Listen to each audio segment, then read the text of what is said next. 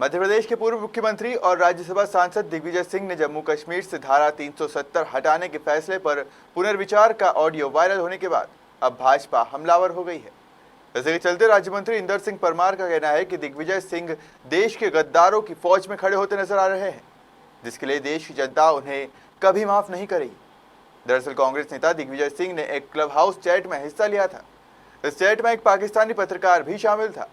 एक सवाल के जवाब में दिग्विजय सिंह ने कहा, जम्मू कश्मीर से राज्य का दर्जा छीनना और आर्टिकल 370 हटाने का निर्णय बेहद दुखद है और कांग्रेस पार्टी सत्ता में आने पर इस फैसले पर निश्चित रूप से पुनर्विचार करेगी, जिसके बाद देश भर में उनके इस बयान की निंदा की जा रही है। जब भी राष्ट्र हित की बात आती है तो निश्चित विद्यार्थी परिषद हो, भारतीय जनता पार्टी हो, उनके नेता अग्रज नजर आते हैं। लेकिन जब भी देश विरोधी बयान की बात करें या देश विरोधी ताकतों का समर्थन करने की बात करें तो उसमें उन लोगों का नाम शामिल हो जाता है जो कहीं ना कहीं आज हाशिए पर है।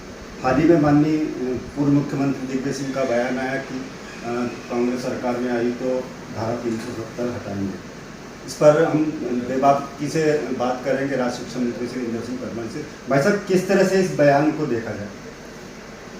कांग्रेस का जो राजनीतिक नेतृत्व है लंबे समय से देश के खिलाफ काम करने वाले गिरोह में सम्मिलित होता जा रहा है और दिग्विजय सिंह जी ने जो बयान दिया है वो भी देश के गद्दारों की फौज में खड़े होकर के बयान दिया है। निश्चित रूप से भारत की जनता उसका उनको जवाब देगी और एक प्रकार का निंदनीय बयान है। ये देश की एकात्मता के खिलाफ काम करने वाला जैसा बयान है और कांग्रेस के नेता जिस प्रकार से अफवाह फैला रहे हैं, एक प्रकार की उन्होंने पूरी अफवाह गैंग बना रखी है, उसी का प्रतिनिधित्व दिग्विजय सिंह जी कर रहे हैं। पाकिस्तान में इस बयान को काफ़ी प्रसिद्धि मिल रही। क्या पाकिस्तान जैसे मुल्क को खुश करना ही नेताओं की आदत है? निश्चित रूप से हमारे देश की एक महत्वपूर्ण पार्टी जिसको जवाबदारी होना चाहिए, लेकिन वो हर मुद्दे पर इस प्रकार का बयान जारी करती है कि या तो कभी पाकिस्तान लाभ उठाना चाहता है, कभी चीन लाभ उठाना चाहता है या अंतर्राष्ट्रीय अन्य प्रकार के दबाव समूह का लाभ उठाना चाहते हैं।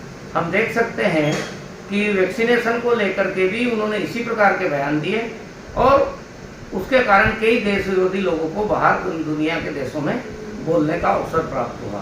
देश के साथ खड़ा होना चाहिए इस पार्टी को। दुर्भाग्य से उस पार्टी का राजनीतिक पूरा नेतृत्व दुर्नीत हो चुका है, देश विरोधी ताकतों के साथ मिल चुका है। इसलिए आज जो बड़ी लड़ाई है, एक तरफ देशभक्तों की फौज रहेगी तो एक तरफ गद्दारों की फौज रहने वाली है।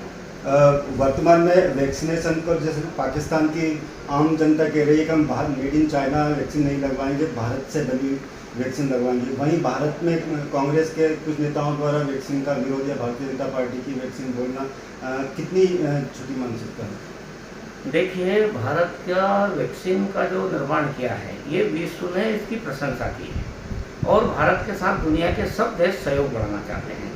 भारत के वैज्ञानिकों की उपलब्धि पर भारत के लोगों को गर्व करना चाहिए। दुर्भाग्य से कांग्रेस पार्टी उन वैज्ञानिकों का भी अपमान करने का काम लगातार कर रही है। पाकिस्तान की जो सत्ता है, सत्ता भारत विरोधी है, लेकिन वहाँ का आम जो समाज है वो समाज चाहता है कि जो विश्वसनीय वैक्सीन है भारत की, उस विश्वसनीय वैक्सीन के द्वारा हमारी सुरक्षा सुनिश्चित की जाए। चाइना की जहाँ तक वैक्सीन का प्रश्न है, दुनिया में उसके साधनों पर, उसके सामानों पर यूज एंड थ्रो का जो एक प्रकार का लोग इस्तेमाल करते हैं, इसलिए विश्वसनीयता भारत के वैक्सीन पर ज़्यादा है और इसलिए पाकिस्तान की जनता भी मांग करती है कि भाई हमको भारत की वैक्सीन लगना चाहिए। भाई साहब, निश्चित कोरोना से हम जंग जीते हैं, भारतीय जनता पार्टी की सरकार इसके लिए बधाई की पात्र है समूचे देश में। अब पालकों की एक और नज़र है कि कैसे स्कूल खुले, कैसे बच्चे फिर से वही रूटीन अपनाने लगे। देखिए, कोरोना महामारी ये पूरे विश्व को हिलाने वाली महामारी है। 100 साल बाद इतनी महामारी दुनिया में आई थी।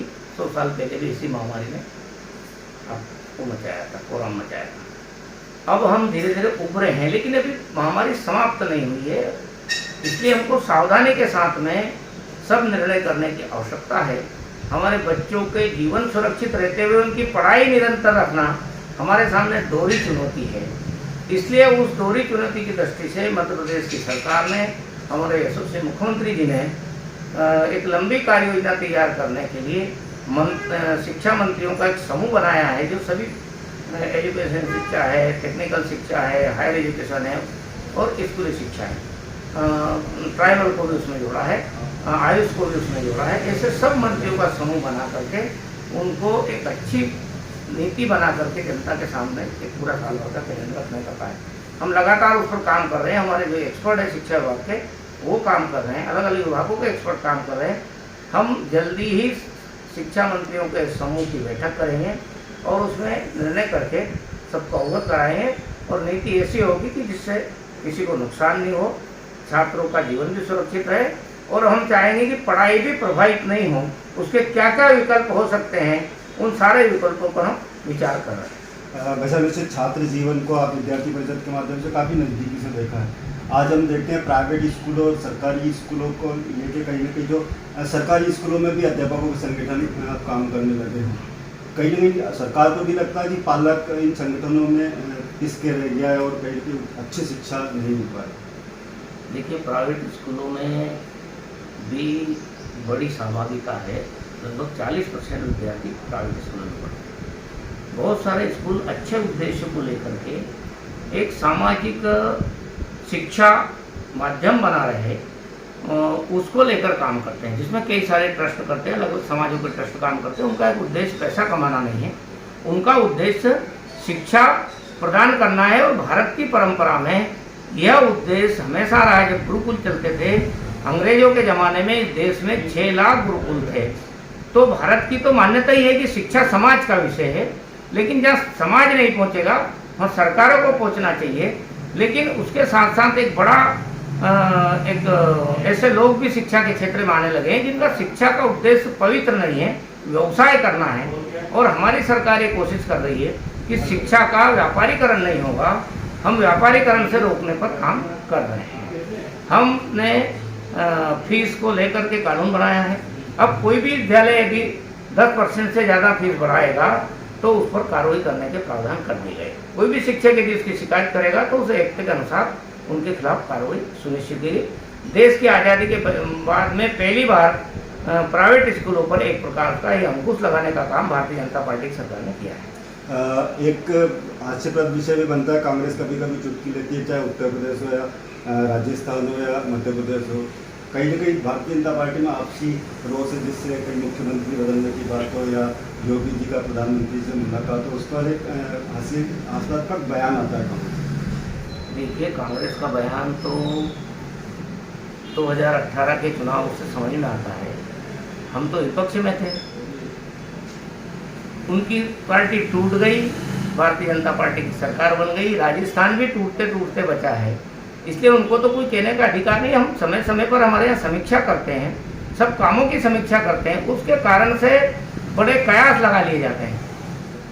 जब भी कोई बदलने का निर्णय होता है बहुत सोच समझ के निर्णय होता है, उस राज्य की परिस्थिति के अनुसार निर्णय होता है और जनता के हित में हम निर्णय करते हैं। हमारे स्वार्थों के आधार पर वो निर्णय करने नहीं जाते हैं और इसलिए कहीं भी इस प्रकार की बात नहीं। भारतीय जनता पार्टी में हमारे केंद्रीय नेतृत्व समय समय पर समीक्षा करता है राज्यों की, और जब समीक्षा करने जब केंद्र के लोग आते हैं तो एक बड़ा ही कयास चल पड़ती का वैसा होगा ऐसा होगा, ऐसा कुछ नहीं होता है। इसलिए कांग्रेस के लोग तो उनकी एक प्रकार की अपरिपक्वता की राजनीति को छिपाने के लिए इस प्रकार के सबूत छोड़ते रहते हैं। ये थे हमारे साथ स्कूल राज्य शिक्षा मंत्री नरसिंह परमार जी, जिन्होंने काफ़ी अच्छे शब्दों में माननीय दिग्विजय सिंह जी का स्वागत किया है कि इस तरह के लोग बयान देते हैं और कहीं ना कहीं देश विरोधी ताकतों के साथ अब कांग्रेस जुड़ चुकी है।